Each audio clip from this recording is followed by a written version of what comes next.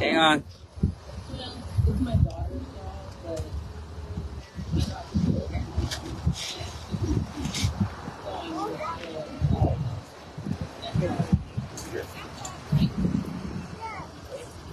Good morning, Godley. We're here at the 2024 candidate debate in Town Hall, and we're going to begin with the invocation from Godley ISD trustee, Ms. Kayla Lane. Dear Heavenly Father, we thank you so much for the opportunity to gather here today. I thank you for all of the candidates that showed up today to represent their community and to answer questions. Lord, I pray that you give all of them wisdom, that you give them the right words to say, Lord. Help them to remember everything that they've prepared for this day, Lord. Help us all to be able to debate with respect and honor and civility, Lord. I pray that you would bless our time here together, and that you would bless this great city of Godley, Lord, and that you would help us all to work together for a common good to make this town the best that it can be. And we thank you for everything that you've done and everything that you will do. In Jesus' name, amen. So my name is Greg Cooper, and once again, this is the 2024 Godley Community Town Hall. I'm going to read some rules for our candidates. We have Mr. Chris Olson, Nova Olson, Don Corley, Donica, Kathy, and Ms. Stephanie Hodges. So we have 3 of the 6 school board trustee candidates and the 2 city council candidates that will be on the ballots here in the end of April for early voting and May 4th for election day. So today, each candidate will begin with an introduction that is 3 minutes long, and questions will be asked, and the candidates will have 1 minute to respond. There's no follow-up debate interaction from the audience after the question is asked. The question can be asked to an individual candidate or all the candidates, whether for school board trustee or for city council. There's no audience speaking out of turn, and we don't need applause. Please respect the candidates who have chosen to come to this. This is not easy. This is not Facebook. This is not social media. We want to keep this cordial and polite. Upon completion of the audience questions, candidates will have 1 minute closing statements. Ms. Stephanie Hodges has another event today at 11:45, so any city council specific candidates, please address those early. Mr. Chris Olson, please give your introduction, sir.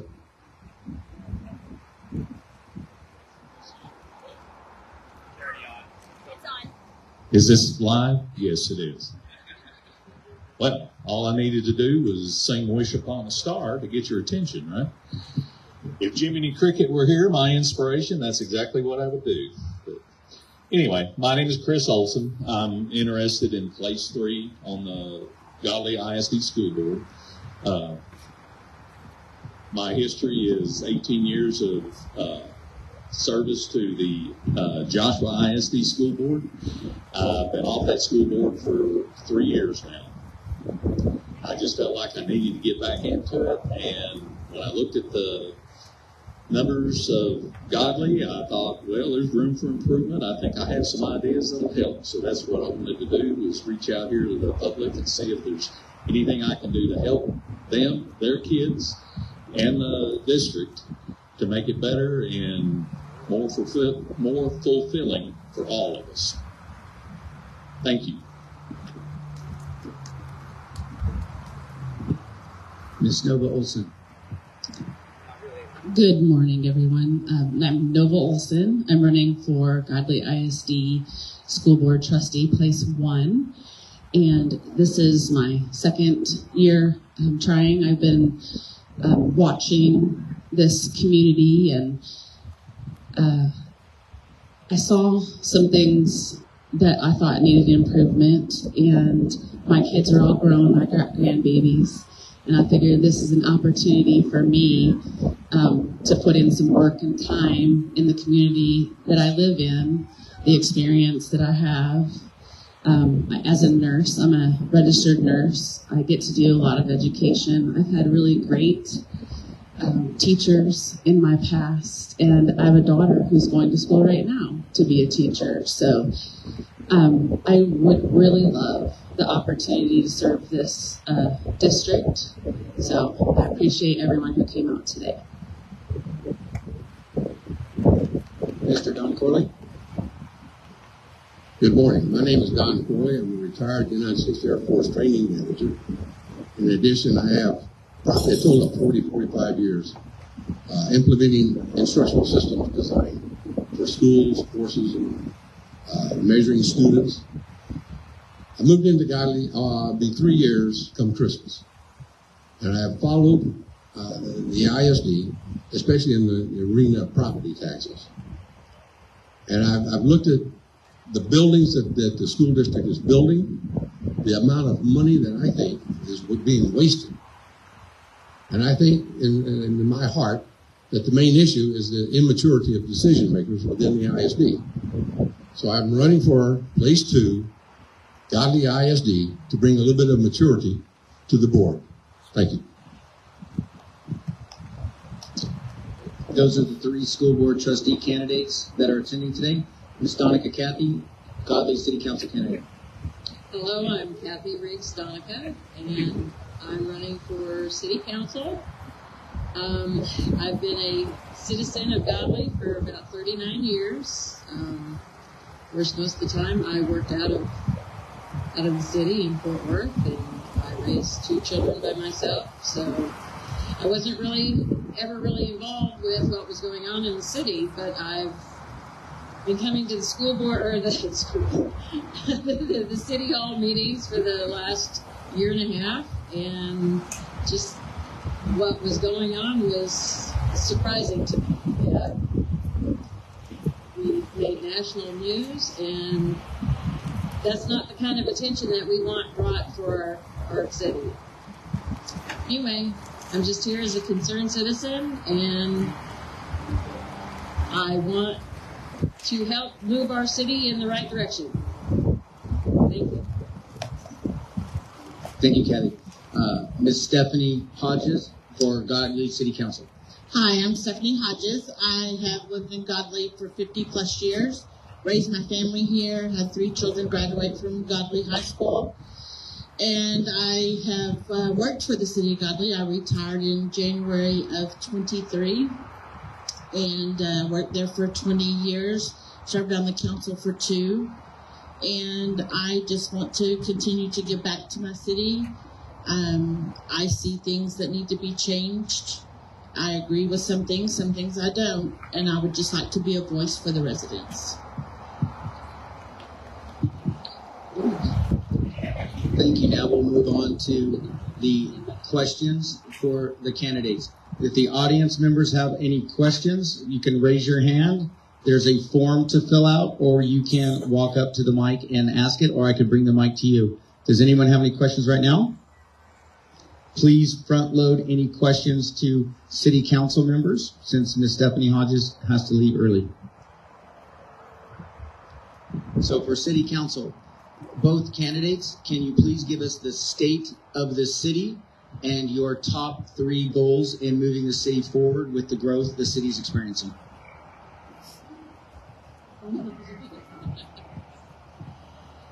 One of the first things that I think we need to address is the infrastructure. We need to address the zoning, and we need to address our overall plan for the city, and where we want things to be and how we can make the growth acceptable for all the citizens of Godley. My top 3 goals or wishes would be tax rates, especially for 65 and over, streets and infrastructure, and also maintaining good employees, making sure that they have good benefits so that they are lifelong employees. For school board trustees, As a trustee, what is your vision to better educate the students and your top 3 academic priorities? To support the teachers, to support all the teachers, to improve upon the educational process within the school itself. My top priorities is to get us out of debt.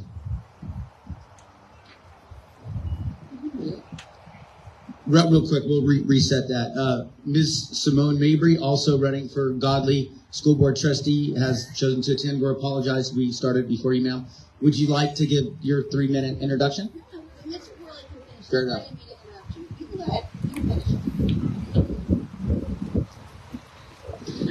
Yeah, on the spot. Real quick, were you here for the rules, just so we... No, and I'm unfortunately not going to be able to attend very long. We've got a prior engagement that I'd already let you guys know about. So Okay.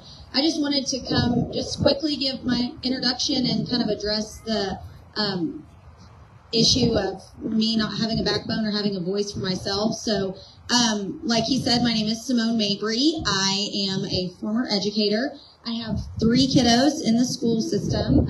Our youngest right here, she likes to run around and do her thing. So anyway, I am happy to answer any questions. I'm happy to be available for the community members. We are a family that's planning to stick around in Godley. I have the backbone and the background to address educational issues, bond issues, things of that nature. Again, like I said, I was initially not going to be here because we have a prior engagement I'm about to leave for, but I wanted to at least come put my face to everybody. I know I haven't been real loud on social media, but I don't feel like that's the proper place for me to get my message out. So it's nice to meet you all. I am very accessible, and I am happy to answer any questions that anybody has at any time. So thank you so much.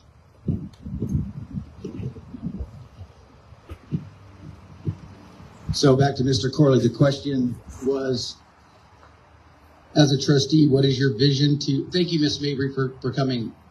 As a trustee, what is your vision to better educate the students and your top 3 educational goals or solutions that you would bring to the table? As I was saying, is to support the teachers and to support the students. To tone down all the social education things that they want to do in the school system and put it right back on academics. It's good that we have students who can lead. It's good that we have students who can direct others. But if they can't read, they can't do math, they're not going to have a whole lot of success out there in the public once they graduate from our school system. We need to look at our bond issues. If we need a new school, okay, we need a new school. But we need schools that don't bleed money out of our pockets. We need schools that maybe classrooms can be added to rather than have to build a brand new school every time we need some classrooms. And that'll do it. Ms. Nova Olson? Again, the question is, as a trustee, how would you address the financial state of, or I'm sorry, the academic state of Godley ISD and your top 3 solutions or goals to work through that? The very first thing, and I've said this for a while now, is the idea of core academics. And I don't think that Godley is alone in those challenges. We're not the only school, not only in this county or in this state or in this country. So we can be leaders here in first focusing on core academics. That's reading, writing, math, history, science. Those are foundational. No matter where you go, what you do in life, those foundations will help you be successful in whatever career path you choose, whether that be nursing, like myself. I needed all those things. If you're a welder, you need to be able to read and do math. So it doesn't matter what your choice of career is. My brother is an iron worker, has been an iron worker for many, many years. So he's a pretty well-educated, smart guy. And so I think there's been too much debate on whether or not blue collar or CTE type careers are beneficial or not. They're all beneficial, but we need core academics. We need to focus in on using our money wisely so that we're not spending money that we could do better with to really support our teachers. If we have good teachers, man, we don't have to worry about core academics. They're going to do their thing. 15 seconds. So I would say that getting our budget is critical to being able to accomplish those goals so that we can get academics up and every kid in our school district can be served. Thank you. Mr. Chris Olson, as a trustee, what is your vision to better educate the students and your top 3 solutions or goals? I like to liken things unto Frederick Jackson Turner's thesis in his book, The Great Plains, the 3-legged milk stool thesis. My 3 goals would be 3 legs for this district to have on their milk stool, equal and even and strong to stand on. The first thing is students. Students always come first. Without students, you don't have a business or a school district because that's your customer. Secondly, you got to have teachers that can invest the quality of their education and their time into those students and let them know that somebody cares about them and somebody outside the family will help them. Third is the community, because without the community, you're still not going to have a district, because the community has to support the school district. They have to support them with their kids. They have to support them with their tax dollars. So we need these 3 legs on this milk stool for this district to stand on. To address the problem of the core curriculum, like Ms. Olson was talking about, that is critical. Without the core education for these students, where are you going to leave them? Where are you going to put them in the world? Where are they going to stand on their own? They've got to have the ability to think for themselves, decide for themselves, and make good, solid decisions that will last their lifetime and last their kids' lifetimes. We've got to address the financial costs because they're critical to maintain the integrity of the school district and the strength of it. If any one of these 3 legs on this milk stool begins to fail, if the community starts to say, okay, that's too much money, we need to find alternatives. You've got to be willing to find alternatives. If you can't satisfy the students, the teachers, and the community, you're doing nothing but a balancing act on your milk stool, and it's not a safe or comfortable place to be. He's telling me I have to quit, so I'm done. You got 20 seconds.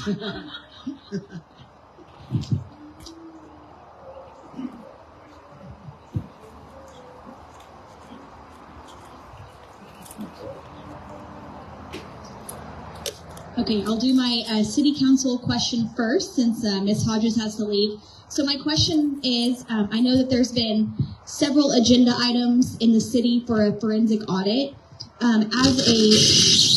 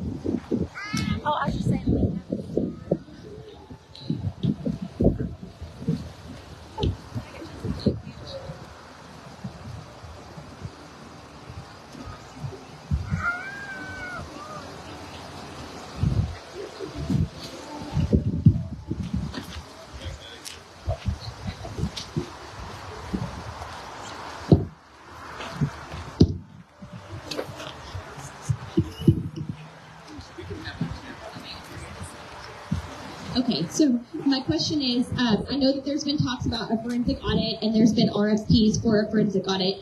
As a city council candidate, would you support having a forensic audit done? As a citizen of this town, I see a need for the forensic audit just to take a look at how our books were previously done. I know, I'm not saying that there was any fraudulent or mismanagement done, but as a immature city before, we weren't doing things the way that were maybe supposed to be run. So I see the need for a forensic audit just to make sure our money is all in the right proper budgets and just kind of clean it up so we have a fresh start so we can move forward with a new and correct budget. Would you support a forensic audit? 100%. I think a forensic audit is necessary. The struggles that the city had with adopting a budget last year was horrendous. There wasn't anything in the right categories, and so you had no idea what was spent where. And I think it's very important that we don't have to go through that struggle again. Thank you both for answering that. And then my next question, I have a couple of questions for the school board candidates.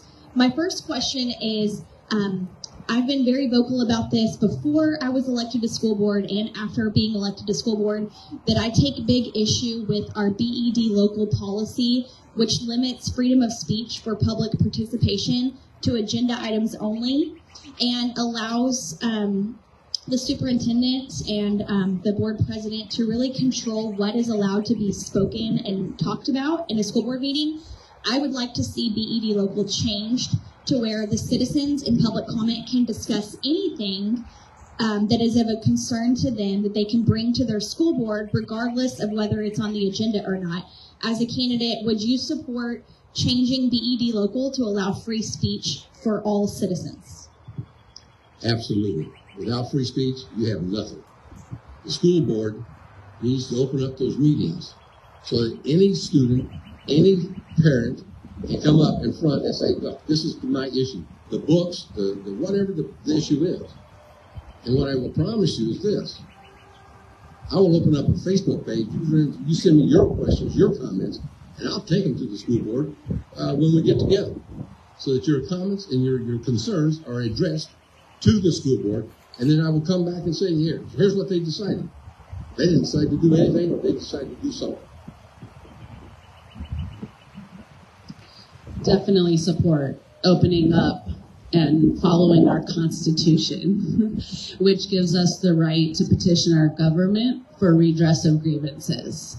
So that should be not only our right, because it's already given to us, but we should be, as you know, I've been talking about transparency for 2 years.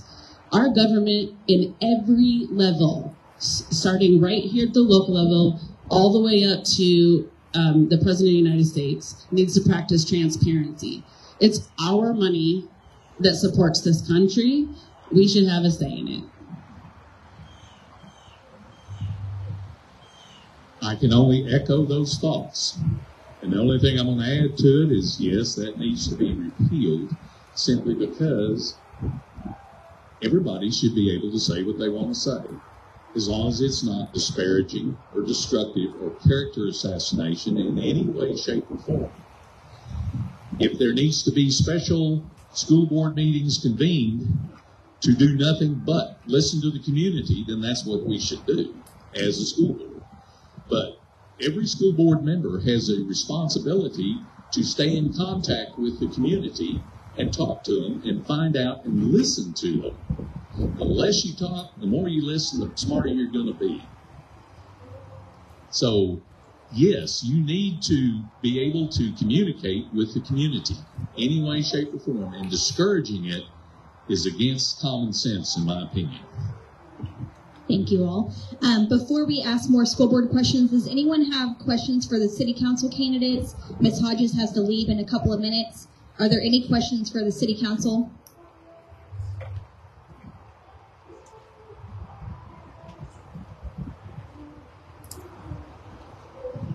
So first off, I'm here in my unofficial capacity, just to clear that up. how will you involve the community in future projects? Will you ask for more committees to be formed so that way we have more input, or will you just want the council to make all the decisions? Depending on the project, if it's something that affects the whole community, yes, I believe there needs to be committees, resident input from all sectors, businesses, residents, everybody. If it's just a project that's only going to affect an infrastructure that the city owns or something like that, then I would rely on the council because that's what they're there for. Thank you for making that distinction.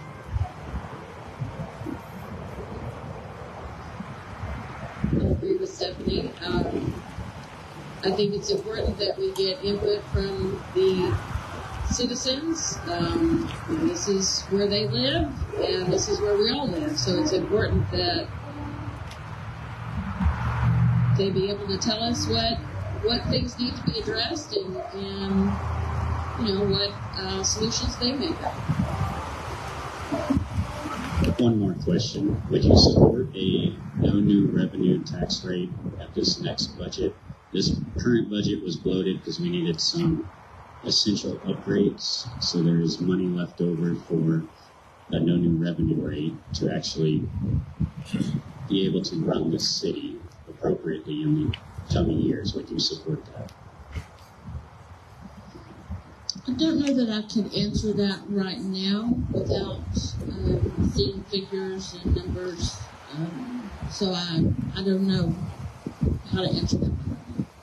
I've been on both sides. The city has not raised property taxes in many, many years. And I think that's something that we can pride ourselves on. But I don't know that I could answer that particular question. Would you repeat the question, please? So in this year's budget, it's a little bloated because I had to add a bunch of stuff in there to basically add expenditures so we could buy things that we did not have previous. Would you support a no new revenue rate rather than increasing taxes again like we did this last year of 13%? Well, I think the forensic audit and looking at the expenditures that we have this year will help achieve that goal. Because we kind of started with a blank slate, it's hard to envision what the real expenses were. So I think it's, no new revenue would be, we need more revenue in our city. I don't know that a tax rate increase would be what would be required, but again, everything that we've got in place now, I think that we're starting to move in the right direction, and we just need to continue that path. Thank you. Mr. Cooper, Ms. Hodges, may I just say thank you for hosting this. Thank you for everyone that came out. I apologize I have to leave, but I do have another event to attend. do you want to give a closing statement, ma'am? And thank you for making time for us. I just ask that everyone come out and vote. Early voting starts April 22nd. It's at City Hall for the city. I believe the school is at Legacy Campus. And then Election Day is May 4th, and that'll be held at the Pavilion in the City Park. So they need to come out and vote.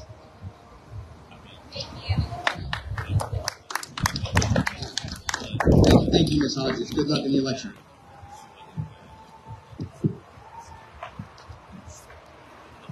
So back to the candidates. We have a school board candidate. Question. Kayla said most of what I was going to ask about, but what are your thoughts on getting your agenda items on the school board? Right now, it takes 3 people. I want to what are your thoughts on that? There you go. Good. That was my next question, actually. So I just wanted to piggyback on that. Would you support repealing the change to the policy BE Local, which now requires 3 board members to add something to the agenda? Would you support repealing that and getting it back to where any one board member can get something added to the agenda? That's how our representative government works, and the people of this town elected me to get their concerns on the agenda. So two-part question. Would you support in adding critical agenda items and support my agenda items and getting them so we can discuss them? And would you also support repealing that policy so we can have any board member get something on the agenda?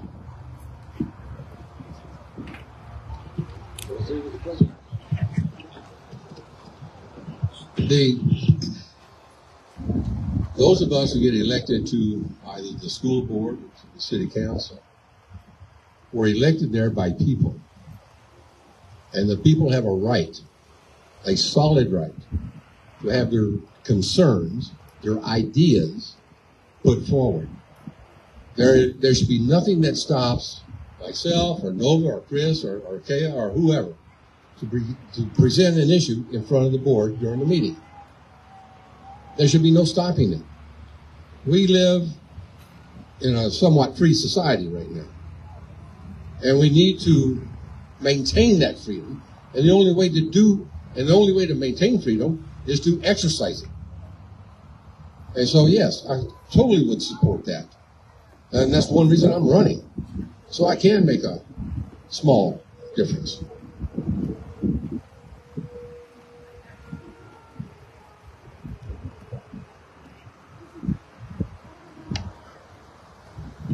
Check.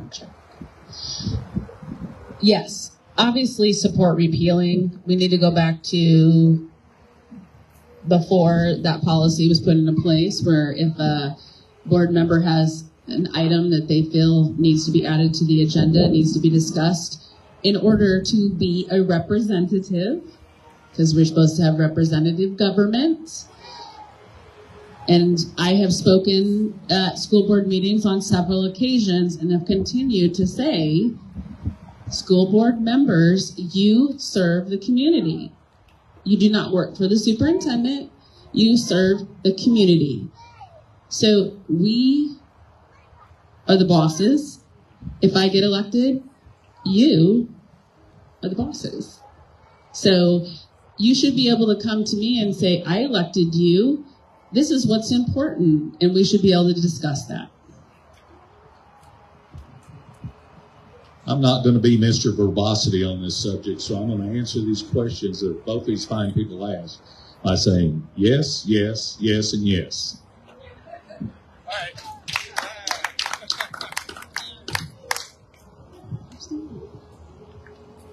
So we have another City Hall question about the roads in the city of Godley. There's a lot of potholes and a lot of road issues. What, as a city council member, how would you prioritize fixing the roads and working with the county to fix the roads? The city's annexed a lot of areas, and there's a lot of concern that they're not being maintained.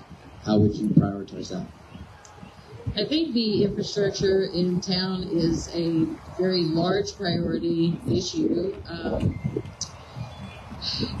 It appears to me that a lot of concessions were made for these developments that were put in place. Home sites were just approved willy-nilly, in my opinion. And, there wasn't an overall plan on what needs to go where. And it seems like everything that was given in these negotiations did not benefit the city itself. Our infrastructure is run down, and a lot of it needs replacing. I don't know where we're going to get the funding, but it should be one of the first priorities of the city. We had an issue just right here on this road where our sewer system failed. And it's because none of this stuff has been updated in a very long time. We apparently don't have locations for a lot of the meters and stuff. And so I think that's a big concern. We have another question for City Council from the audience.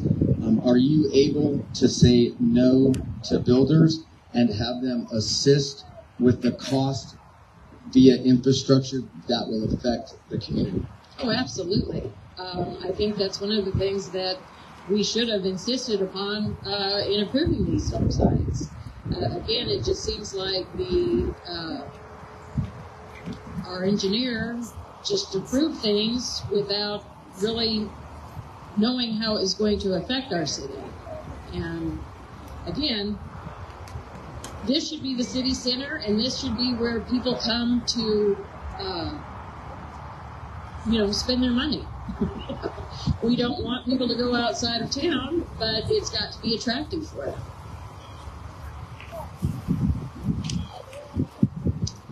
For school board candidates, Godley ISD has the 20th highest total tax rate in the state of Texas.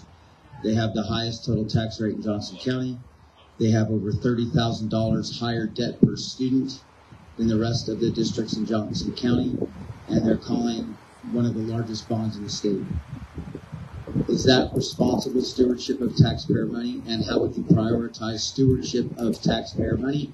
And would you involve the entirety of the community or just school employees and school parents of students? I hate it when they make me go first. I'm not surprised that the condition of the situation here in Godley, if you look at the history and how it developed, it is alarming. It's very, very alarming. There needs to be some grip gotten on the spending of the school district, the requests that they make, how they make it. They need to be looking at alternatives as well as just asking for money. I'm not against a bond. I'll never be against a bond, but I am always against irresponsible use of the bond or the bond money, or how it is, how the bonds are spent, the money is spent. It's critical that the community knows what's going on because they're the credit card. If you guys don't pony up the money, the school district's not going to go anywhere. They're going to be forced to look for alternatives. And that's what needs to happen right now, I believe, is we need to be looking at alternatives. Bonds are a good thing, but they've got to be handled properly, distributed equally amongst the community, and fairly handled with open, transparent views of how that money is going to be spent. It needs to be line itemed, what you're going to spend, how you're going to spend it, and where you're going to end up, not just now, but 10 years from now. Because you've got to have a vision to look down the road. And before he tells me I have to quit talking, I'm going to quit talking. I guess I'm going to have to stand up now since Chris keeps standing up. Okay. So I think like a lot of us, when we're faced with economic issues, it's hard to make more money, right? So a lot of times what you have to do is figure out ways to save money. I think we all have been faced with that. And I've been talking about transparency so long because I can't find information that tells me, like Mr. Olson was saying, line item, where's this money going? I recently posted about that our check registers aren't available. A lot of other districts, their check registers are online. You can just go look for them. So I am also not against building structures for kids when they need that. However, what I'd like to do as a board trustee is really get a look at where can we save money? How can we better use money? How can we do a better job of making decisions about how we spend money?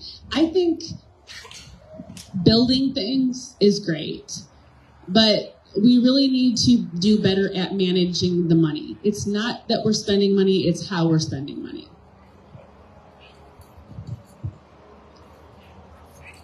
I'm not much of a follower, so I'm going to sit.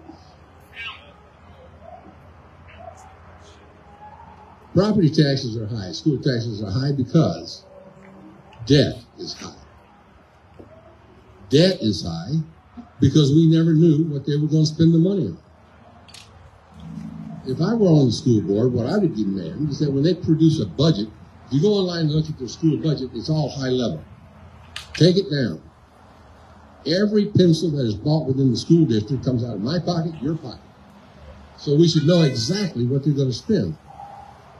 When they do a bond issue, they need to exactly spell out not just what it's going to cost, but add to what the expected interest rate's going to be. So if they want to buy 20 new school buses and they set aside $3 million, well, what's the interest rate on top of that? Then we can make a decision. And we should have the right as a citizenry of Godley, Texas, to tell them, no, we're not going to vote for this part. They have a get-together before a bond. I'll finish up here. Listen. I was fortunate to talk to two people on that $800 million bond that they wanted. They were offered two different bonds who were twins. There was no real alternate offer. We need to put a stop to that. Thank you. I'm through.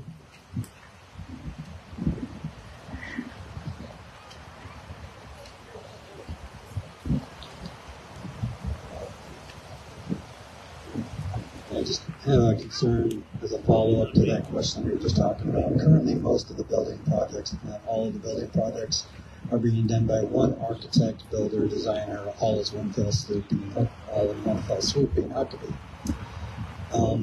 If getting on the school board, do you agree with and promote the idea of competitive bidding, going out and receiving bids for not only the projects, but also splitting the architectural and design and builder into separate companies so that you can have competitive bidding in each one of those areas to keep the cost low and reap the most benefit for both the students and the taxpayers?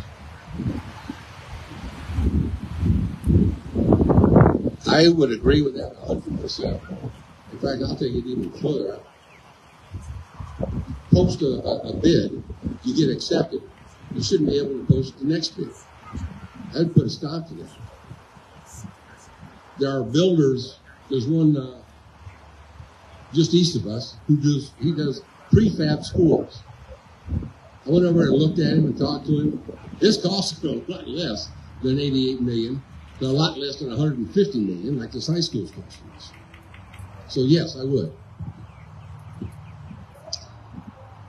Definitely support competitive bidding and transparency in that process. When I first started looking at what was going on, and especially when, last year, the $889 million bond, that was one of my big questions is, where's the bids? Where's the representative competition? How do we know that was the best price that we could get? And nobody seemed to be able to want to answer those questions, which was a big concern for me. When I found out that the school paid Huckabee $66,000, which is all that we found. There could have been more, but that's the best we could do to get them to be transparent, to force them to be transparent. $66,000. I want to ask you, community, and that was for them to come to the long-range facility planning meetings. That wasn't for the job that they were doing. That's to come to sell their product. How many of you, if you needed a new car, would go to the dealership and ask them to come to your home and then pay them to get you to buy a car? It's ludicrous. That is a conflict of interest. And I honestly don't understand why we are allowing that to happen. So, yes, competitive bids, transparency in this process. Now, we're going to spend money, then we better get a lot of detail for it. I'm going to answer that by preempting this answer with one of my wife's comments. I'm like a baby chick. Cheap, cheap, cheap, cheap, cheap, cheap. think everything that comes to the school board for an expenditure that's $50,000 or more should be put out for bid. Why would you not want to put it out for bid? You may not get three bids. You may not get but one bid. But you need to put it out there for bid because there are competitors and there are people that want the job. And by bidding it, you're asking for the job. And that's how the district and the community is going to get the biggest bang for their buck. Okay? The other thing is, you can't always depend on one person to do everything for you. It becomes monopolistic. You got an architectural company designing and building your buildings, then all of a sudden, they're going to be the builder too. Well, they're not a builder. They're an architect designer. So they're going to go out and be your middleman for you, find you a builder, and build your buildings and build your projects for you. And at the same time, they're going to manage the money. Well, who wouldn't upcharge that for their services? And where is the limit on how much they can upcharge? That should be put in your bid if you're going to go monopolistic. But that's not what happened. I do not know exactly what happened because I haven't seen it, but I know an $88 million elementary school is probably twice what it should have been. All the other districts around here can build them for $50 million or less. And they go out for bids. They don't ask one person to do everything for them. I got to quit because he's poking me again. So we have a question for City Council. There's been a lot of controversy with the local police, City Council member arrested, and a lot of questions and some audio tapes released. What type of accountability would you have for city employees, including local law enforcement? Well, it's really kind of a loaded question, isn't it?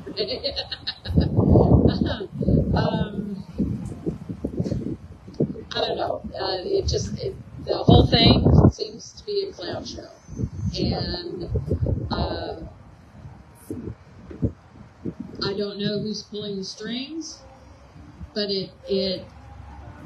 all of this really needs to stop. There needs to be an investigation into everything that's occurred in the City Hall in the last year.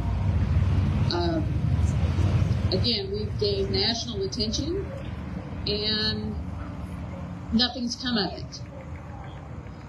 I don't know why the investigations have been blocked, but I think that's very important. And we need to get leadership and employees who are trustworthy and who will work for our city instead of working against it.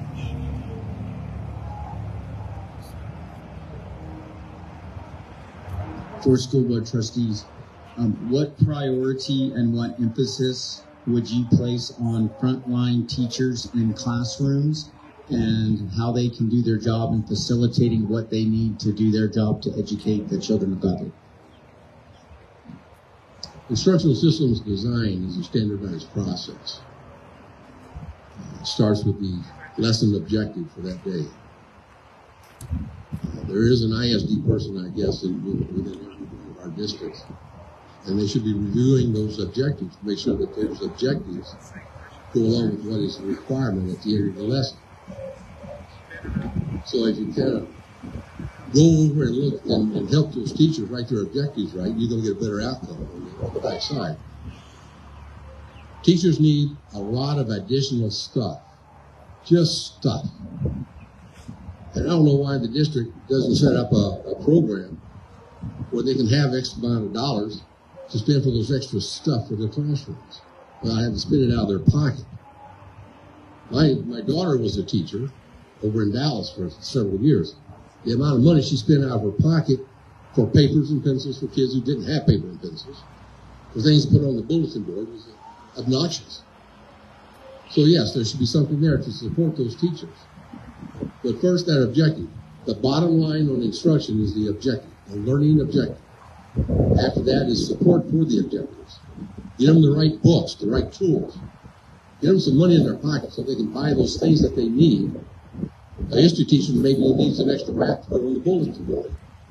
We don't need a budget item for that. We just need a collection, a bank that they can pull out, say $100 a month or whatever it is, to fix up their classrooms, to help these kids learn exactly what they need to learn. We need teachers who stop worrying about their social development and worry about their academic development. We need to support that. Can you repeat the question just so I understand the whole? If elected trustee, what emphasis and priority would you put on the frontline teachers in facilitating what they need to best educate the children of Godley? Well, I have long thought that our teachers have unfortunately been saddled with a lot of requirements that, I'm trying to find the right words, that are pushed down and don't allow them the autonomy to be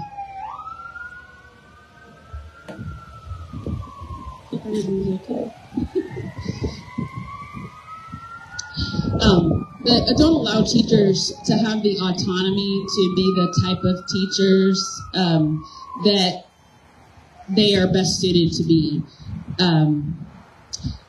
When I was going to nursing school, I had a woman in my class had been a 8th grade science teacher for years and years, and she decided to leave teaching because she could no longer, with the requirements that were basically, and this kind of gets into TEA and some of those structures, and we can't really get into that, but essentially it had cut her legs out from under her. She couldn't be the type of creative teacher, the type of do the type of things that she wanted to do.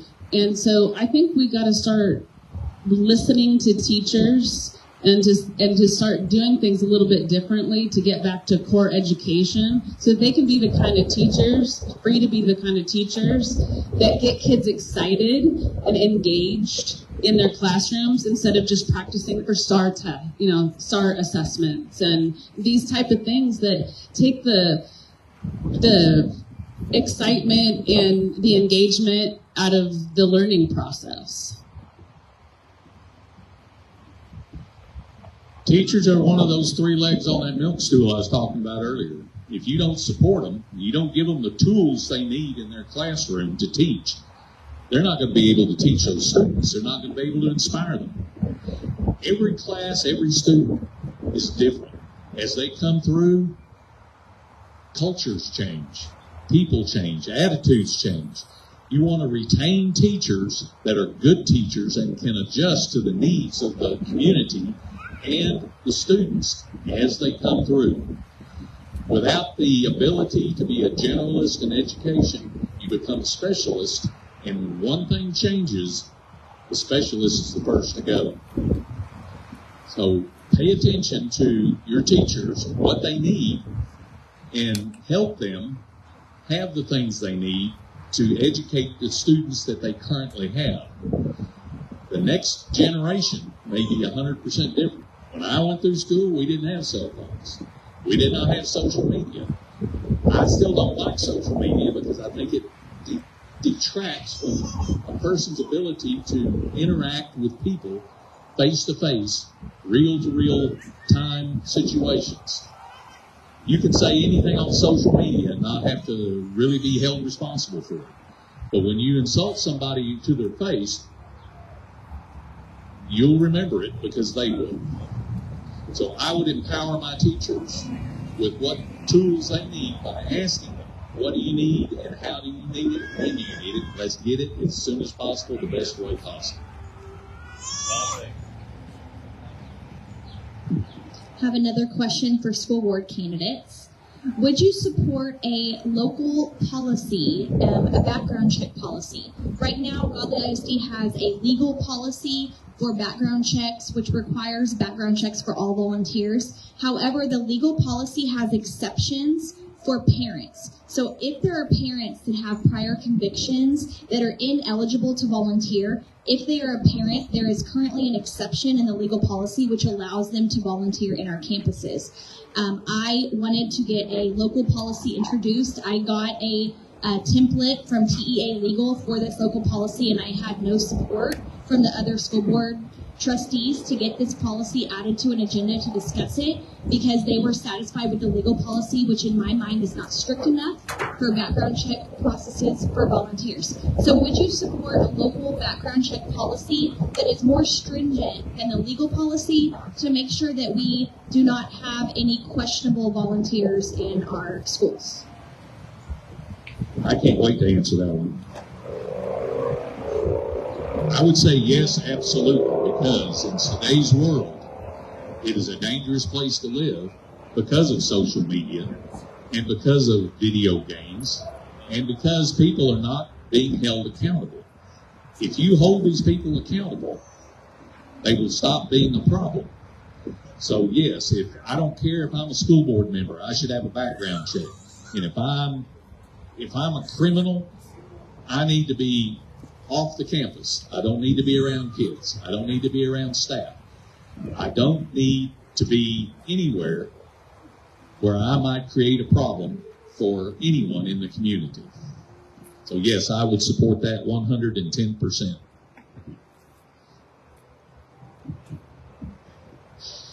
We need to do everything we can to protect kids. Like Mr. Olson said, in our society, there is a lot of access to children. I think we not only need to have a robust policy that includes any charges. I don't care if it's a DUI, theft, anything. We need to really understand who has access to our kids, okay? And I'd like to sort of piggyback off that idea of safety and saying that we need to be careful about what kind of electronic access that is given to children. And that includes laptops, that includes applications that are used electronically. We have got to understand that nefarious actors are pretty good at getting access to kids without proper and robust protection policies. And unfortunately, maybe electronics seem like the way to go, but we have got to get real smart about protecting our kids. And that may mean that we don't get the latest electronic things or applications or cute things that are going on. We're going to have to say no to some of those things because it's not worth the risk of putting our kids open to predators in every aspect. That's physically at our schools, but that's also through our applications and our electronic devices. Of course, I would support. In the Air Force, I had a top secret SBI clearance. And if we're going to let a parent with a criminal record have access to classrooms, then we're not doing the kids nor the teachers any good at all. Should every parent go through a process? No, just the ones who wants access to the classrooms. Our most recent embarrassment showed us the failure of the system that we have now. And so a question I've always had was, A, what was the process? How did it fail? And what happened to the person who allowed it to fail? Because the person who allowed that process to fail does not need to be in the ISD at all.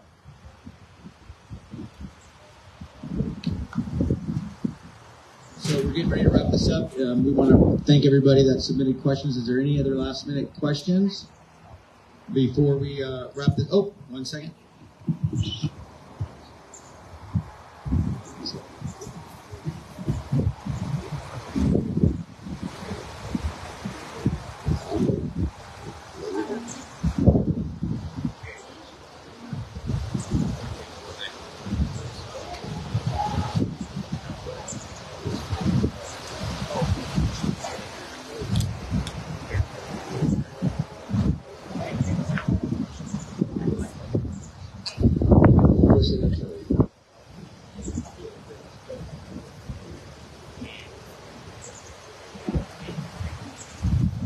We have another question for school board candidates.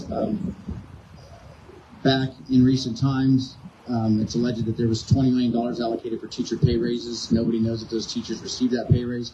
How would you prioritize teacher pay, teacher benefits, moving forward with the ISD, and how would that, what would you prioritize that in your goals and mission?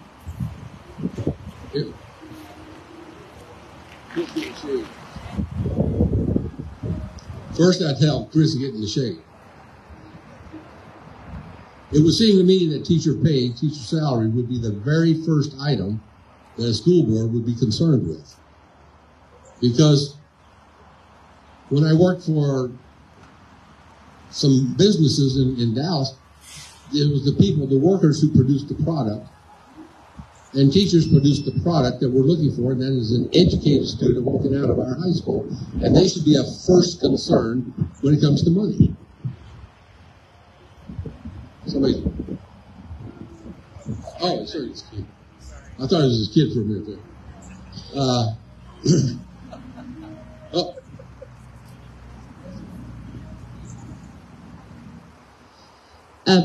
I just go back to money management. I don't know how to fix where we are right now because I can't see those things. It's not available, line items, those type of things. But I do think that we need to do, I think that one of the critical things about money management is making sure that we are prioritizing teachers. I'm going to tell you that I had a really, really hard time. I'm just going to be real honest. When I was in 6th grade, that was back in the days when we were still in grade school in 6th grade. So I had a really rough time that year, was involved in some very serious things that were going on both in my home and some other really awful things going on in my life. And my 6th grade teacher had a journal, and we'd all write back and forth. And we'd put in our journal something that was going on, and she would write it back in it and then give it back to us. I still have that. Still have that journal. And that teacher made such a huge difference in my life. I've never forgotten her. Her name's Joanne Young. She was an amazing teacher. I would stay after school, so I didn't have to go home, and I would, correct papers. And I would clean erasers. Do you remember when you cleaned erasers? You got to do the little thing. Go down and do the mimeograph. Do you remember mimeograph machines? Anyway, that's how old I am. So, I love teachers, and man, what a huge difference if we bless our teachers and take care of them. We don't have to worry about our students being taken care of, guys. We know that they're going to do it, okay? In my personal opinion, teachers deserve every dollar they can get simply because I wouldn't have that job for anything. Not only do you have to deal with the kids, you're going to have to deal with the parents. And you get it from both sides. You're not doing this right. You're not doing that right. I want mine to have this and yours to have that. Those teacher raises are critical, and they should be there every year. The United Educators Association, which is a teacher union here locally, always does a survey on all the districts around here to see where the teachers fall. And Godley falls always in the lower end of teacher pay. Now, all I'm going to tell you is you get what you pay for. You get teachers that become complacent. There's just beer and cigarette money to them, maybe. I don't know. But they don't keep up with the teaching abilities that they need to have. It ends up costing your students. So, yes, you pay those teachers, you pay them well, you retain them, you keep them, and you do everything you can to get new teachers and encourage their careers and see if you can push them forward for your community. If they leave and go somewhere else, all the better for somebody else. You've got the reputation of doing what's right for the teachers, and they will come to you, and they will want to stay here. Before we get to our last question, we want to thank 171 Food Row for allowing us to be hosted here. Thank you, 171. They have a lot of events. They have a lot of events coming up in the spring and summer. You can reach them on Facebook to see their events. So please support local. 171 a food row with food trucks and a little watering hole. So our last question is regarding technology. There's major push at the state level to mandate digital curriculum across the board. Right now it's optional. Where do you stand on straddling the need to familiarize students as they're coming to the education system to be familiar with technology, but not over-relying on technology to where that becomes the end-all, be-all, and how we're educated and a tool that becomes inappropriate? To add to that question, there are studies that show that technology leads to lower academic outcomes, and that pencil and paper and physical textbooks lead to higher academic outcomes. I know I've asked at several board meetings why we're not buying physical textbooks, why we're relying on Chromebooks. When I was in school, I grew up when technology was becoming a thing, and we had computer class. That's where we learned about technology, but it wasn't all day, every day. So would you support, getting back to where we have a computer class where we teach technology, and it's not just learning on a Chromebook all day, every day? I would support that for sure, because if you don't teach these kids how to socially interact with each other, and they interact with nothing but a computer screen and a keyboard, they're never going to be able to make it in the real world. There's going to be a time where that computer goes down. The sunspots are going to get them or something. You have to be able to function like normal people should function without a computer. Take everybody's cell phone away from them today, and what happens? Hell, that people are going to go berserk. It's just not good to rely on one thing. It's become monopolistic. Technology is a wonderful thing. It's created a bunch of marvelous things in a lot of fields. NASA has created many things because of technology that serve us now, including our Tempur-Pedic pillows and beds. That all came from technology developments through NASA. You have to expand the classroom to include everything else in addition to technology. Real life learning in the field is important. If you're going to study biology, you need to get out of that classroom and get out here in the real world, because this is biology. This is the study of life, the real world. So technology, yes, but not 100%. Teach them the basics of reading, writing, and arithmetic the old-fashioned way.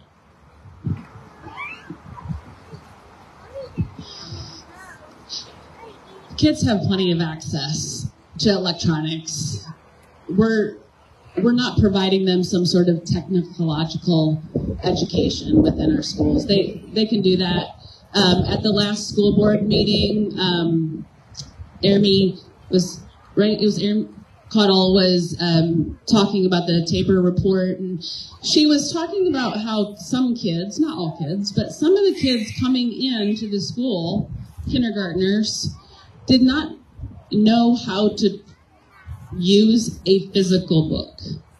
And I was a little, that still stuck with me, that a kid was handed a physical book and they went trying to scroll, okay? Now, I'm not pointing any fingers. What I'm saying is these kids are already coming in knowing how to use technology. What they don't know how to use is a book, a pen, a pencil, maybe a crayon. We have a responsibility, and I agree with Mr. Olson as well, is that physical interaction, that idea of not looking down. Some kids are given, in some areas, I'm not saying this ISD, but some kids are given, that's all they interact with educationally is a tablet and applications. That's not learning how to interact with an adult. That's not learning how to interact with your peers, so that when someday they're going to go to a job and they're going to have the skills to be able to use materials that are given. Maybe they're not, a computer goes down. I personally, as a nurse, we have had computers go down. We have to physically write out papers to do our charting. We have to be prepared to know how to put in notes that are appropriate for my profession. So we don't need more technology, and it's expensive, and I'm not going to go into that. It doesn't retain its value. You know, expenditures on something that's going to go out of date, that's a whole nother aspect of it. But and the support, I'll say one last thing. Some districts have gone to having kids put away cell phones. Their educational experience goes up exponentially. We have got to get real about how technology is affecting these kids negatively.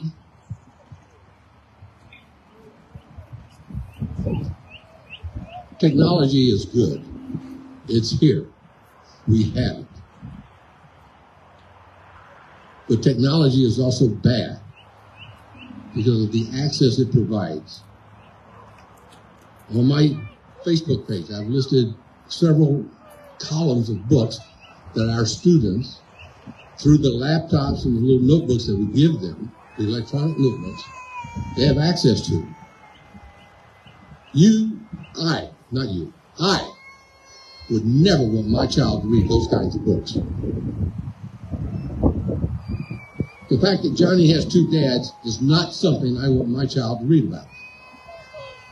And so I think, personally, that all these technology gadgets that we give these kids should be removed.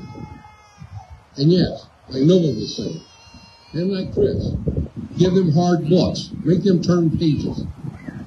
I'm a highlighter. Let them highlight the books.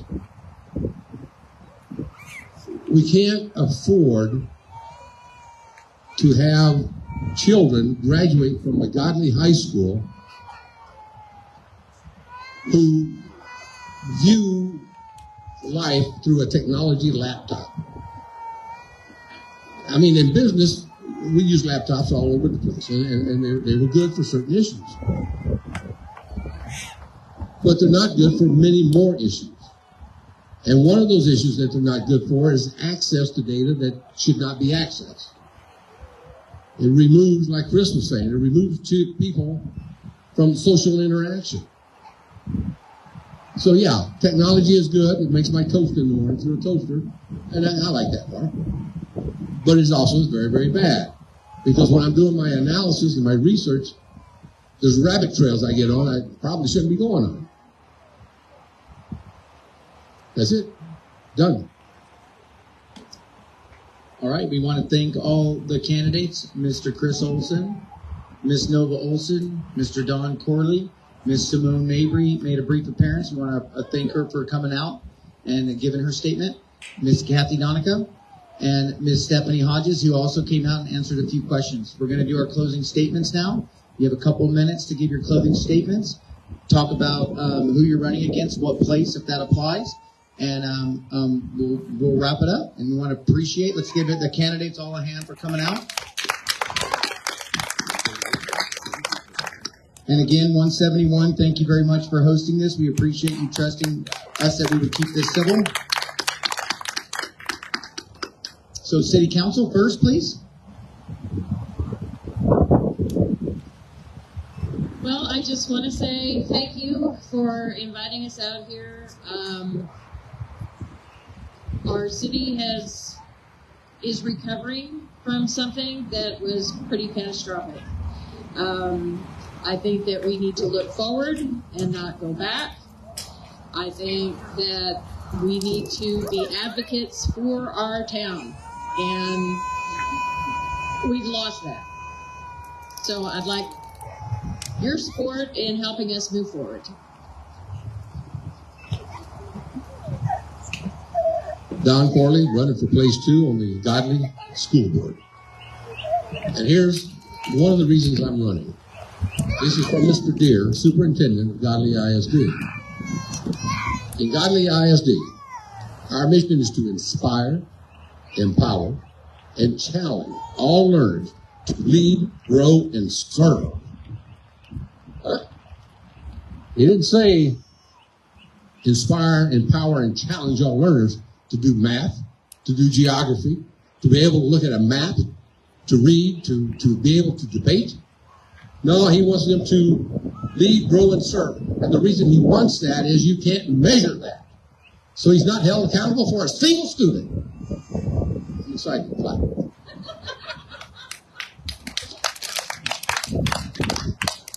Sure, it took me off guard a little bit. Noble Olson, running for place 1.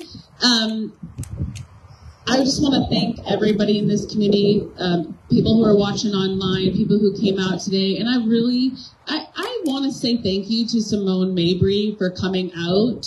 I know you had a previous engagement and you showed up here today, and I really appreciate that as one of the candidates who's running.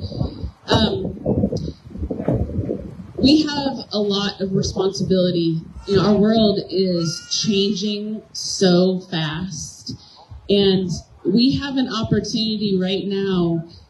I think we see it in our country, right? We have an election coming up, and man, if we don't right the ship, things may be we may never right it again.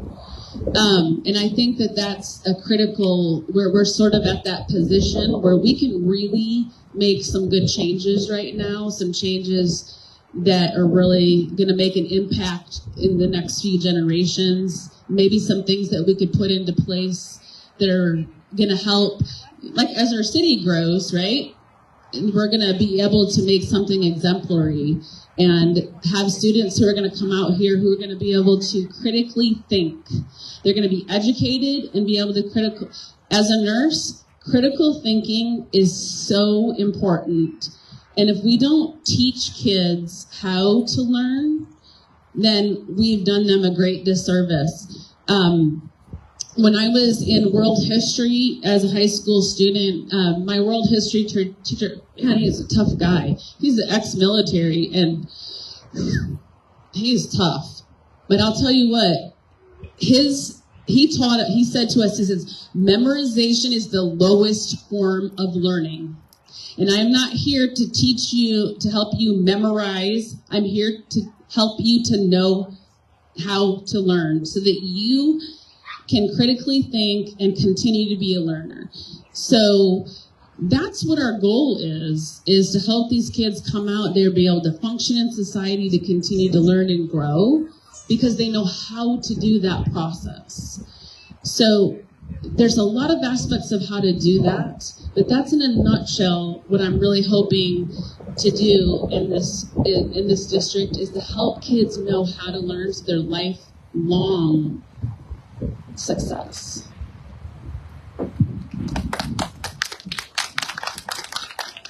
I just want to know if she ran over her 2 minutes, because I want the same extra time. We did give a little more time. Some of the candidates didn't show up, so we had some more time. So. She got a lot of good things to say. I won't be Mr. Verbosity on the closing statement, but I will say this. I agree with Ms. Olson on a lot of the things she said, but education has been the absolute most important thing and most valuable thing to me in my life. I grew up very poor, and I didn't like it. And the only way to fix it was get up, go to work, get an education. So I did. And I learned in 18 years serving on the school board and 11 years in college that the worst thing you can do is tout something like an education. You have to demonstrate it. You have to live by example. And an Englishman 200 years ago wrote my epitaph, unbeknownst to him, I'm sure. His name is Lord Chesterfield. He wrote, and I live by this: you never seem more learned than the people that you're with. You carry your knowledge like a pocket watch and you keep it hidden. You never pull it out to count the hours of the day, but always give the time when you're asked. And if you ask me, and I'm on the school board, I will give you the time and I will answer your question. Thank you. Chris Olson, place 3.